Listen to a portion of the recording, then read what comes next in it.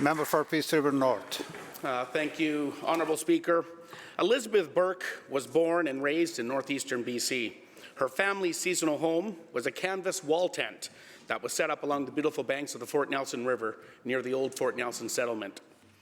At a young age, Elizabeth, along with her brothers and sisters, were taught how to efficiently harvest, gather, and preserve the abundance that the land provided.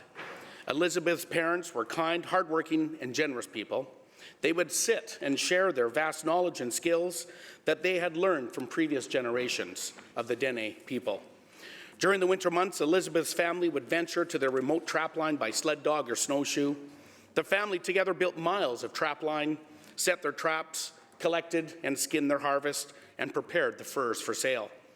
The days were long, bitter, and cold, and they worked hard. In the spring, the family would leave their trapline and set out for the old Fort Nelson settlement in hopes of selling and getting a good price from the Hudson's Bay Company. At a very young age, Elizabeth, along with her brothers and sisters, were taken from their family and sent to residential school. The entire family was beyond devastated. Elizabeth was returned to Fort Nelson and settled down with a kind, hardworking man, and together they raised a family.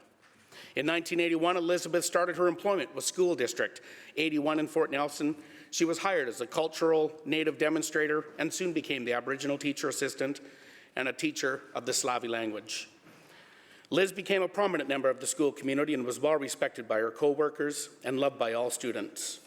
And she was a friend to all and would patiently teach elementary students the art of beadwork, the Slavi and Dene language, helping children cross the street safely, keeping their shoes tied, keeping peace on the playground, and helping children to read and write.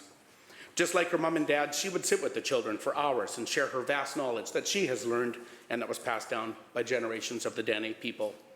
For the last 40 years, Liz has been a role model to the children of the North, teaching her resilience, her grace, her kindness, and her love. Liz recently retired from School District 81. Thank you, Elizabeth Burke, for your 40 years of service to your community. And I know that she's watching right now. Thank you, Mr. Speaker.